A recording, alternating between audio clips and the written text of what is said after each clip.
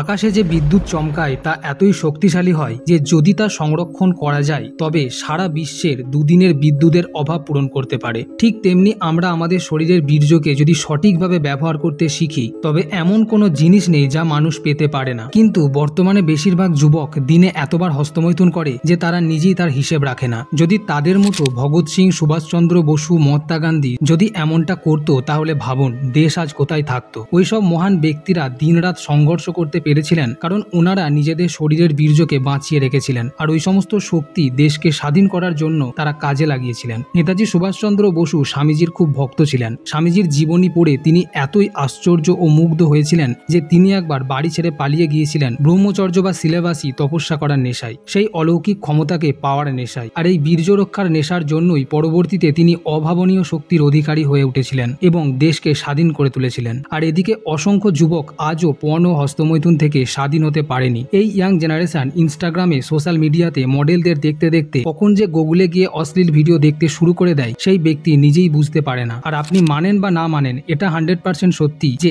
একবার যখন আপনি সেই অশ্লীল ভিডিও দেখে ফেলেন তখন আপনি হস্তমৈথুন করা থেকে নিজেকে আর আটকাতে পারেন না। এরকম হাজার হাজার উদাহরণ রয়েছে যারা শরীরের বীর্যকে বাঁচিয়ে এই পৃথিবীকে অনেক কিছু দিয়েছেন। Steve jobs, Tesla, Swami Vivekananda, এরকম হাজার ব্যক্তি শরীরের বীর্যকে রক্ষা করে সেক্সুয়াল এনার্জিকে সঠিক কাজে লাগিয়ে ইতিহাস রচনা করেছেন। নেপোলিয়ান হিলের থিঙ্ক অ্যান্ড গ্রো রিচ এই বইটি হলো পৃথিবীর নাম্বার 1 বেস্ট সেলার বুক। এই বইটি লেখার জন্য লেখক 20 বছর ধরে রিসার্চ করেন এবং পৃথিবীর 500 জন ধনী ব্যক্তির ইন্টারভিউ নেন। সেই ইন্টারভিউতে সবার মধ্যে তিনি একটা জিনিস কমন পান, সেটি হলো সেক্সুয়াল পাওয়ার, যেটি তিনি এই থিঙ্ক অ্যান্ড গ্রো রিচ অর্থাৎ কিভাবে বড়লোক হওয়া যায় বইটির একটি অধ্যায়ে ভালোভাবে উল্লেখ করেছেন যে কিভাবে আমরা আমাদের সেক্সুয়াল পাওয়ারকে নোংরা চিন্তাভাবনা বা ক্রিয়াকলাপ না করে সেই পাওয়ারকে সঠিক কাজে লাগিয়ে ধনী বা সাকসেসফুল ব্যক্তি হতে পারি। রাতে আমাদের কাছে দুটি অপশন থাকে, এক, রাতে খাওয়া দাওয়ার পর বিশ্রাম নেওয়া, একটা গভীর ঘুম দেওয়া যাতে আমরা পরের দিন ফুল এনার্জিতে কোনো কাজ করতে পারি। আর 2 নম্বর অপশন হলো সারা রাত ধরে মোবাইল ইউজ করে অশ্লীল ভিডিও দেখে হস্তমৈথুন করে পরের দিন এক রুগ্ন ক্লান্ত রোগীর মতো পড়ে থাকা।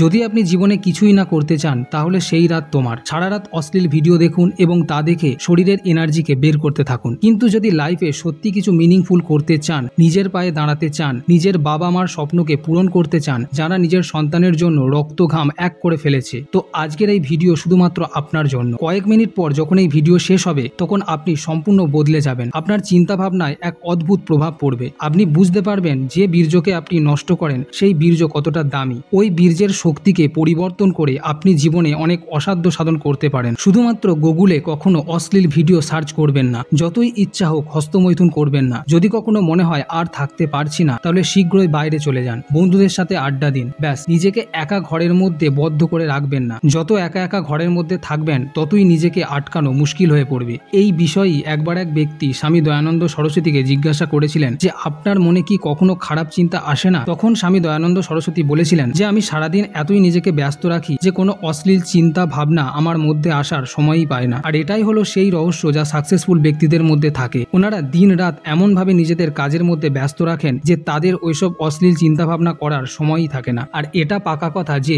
যখন আপনি দিন রাত ব্যস্ত থাকবেন, কোনো কাজ করবেন, তখন আপনার সফলতার রাস্তা সম্পূর্ণ পাকা। কারণ এত বেশি কাজ করার ফলে আপনি সেই লাখ লাখ ব্যক্তিদের থেকে এগিয়ে থাকবেন যারা কিছুই করে না, মোবাইলে টাইম পাস করা ছাড়া। আর এই কথা সম্পূর্ণ সত্য যে দিনরাত হস্তমৈথুন তারাই করে যারা অকর্মক, যাদের কোনো কাজ নেই। এরা রাত দিন শুধু অশ্লীল নোংরা ছবি ভিডিও দেখতে থাকে, ওইসব কথাই বলতে থাকে, হস্তমৈথুন করতে থাকে আর শরীরের বীর্যকে নোংরা ভেবে ডাস্টবিনে ফেলতে থাকে। এই ধরনের মূর্খরা এটাও জানে না যে এই বীর্য আসলে তৈরি হয় কিভাবে। আমরা যে খাবার খাই সেই খাবার থেকে সবার আগে শরীরে রস তৈরি হয়, সেই রস থেকে রক্ত তৈরি হয়, রক্ত থেকে মাংস, মাংস থেকে মেদ, মেদ থেকে অস্থি বা হাড়, হাড় থেকে মজ্জা এবং সবশেষে বীর্য। আর এই প্রক্রিয়াটি সম্পূর্ণ হতে 65 থেকে 70 দিন সময় লাগে। অর্থাৎ আমাদের শরীরের তরল পদার্থ রক্ত যেমন দামি, তেমনি এই রক্তের থেকেও কয়েক গুণ দামি হলো এই বীর্য। তাই যখনই হস্তমৈথুন করার চিন্তা ভাবনা আসবে আগে এই কথাটা একবার মনে করবেন। এবার আসি বীর্য রক্ষার বেনিফিটে। যদি আপনি 1 মাস হস্তমৈথুন না করেন তখন আপনার শরীরে এক অন্য ধরনের এনার্জি অনুভব হবে। যদি কোনো একদিন না খেয়েও থাকেন তাহলে আপনি এনার্জেটিক ফিল করবেন, চেহারায় এক বিশেষ তেজ দেখা দেবে যে এনার্জি অন্যদের অ্যাট্রাক্ট করবে,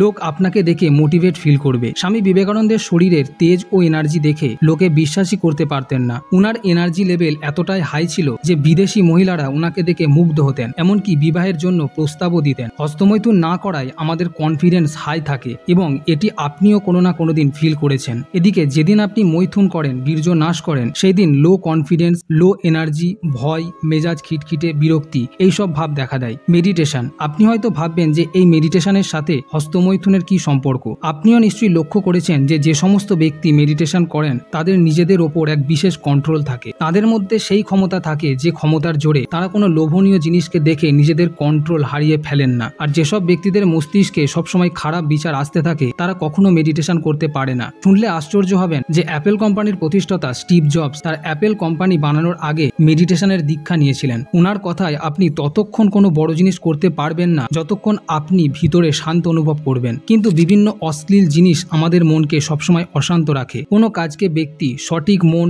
100% কনসেন্ট্রেশনের সাথে করতে পারে না। অনেক স্টুডেন্টের পড়তে বসার সময়ও একই চিন্তা ঘুরতে থাকে যে কখন মোবাইলটা হাতে নেব আর ওইসব দেখব। বিদ্যুৎকে সঠিকভাবে ব্যবহার করে যেমন লাইট, পাখা, টিভি, এসি চালানো হয়, তেমনি এই বীর্যের শক্তিকে হস্তমৈথুনের কাজে না লাগিয়ে অন্য কোনো কাজে লাগানো হয়, তবে যে কোনো ব্যক্তি অসাধারণ শক্তির অধিকারী হবেন। তবে এই কাজ একদিনে বা দুদিনে হবে না। যারা প্রকৃতই ইচ্ছুক নিজেকে পরিবর্তিত করার, তারা ঠিকই ধীরে ধীরে বুঝতে পারবেন কিভাবে, কোন উপায়ে সেই সব সম্ভব।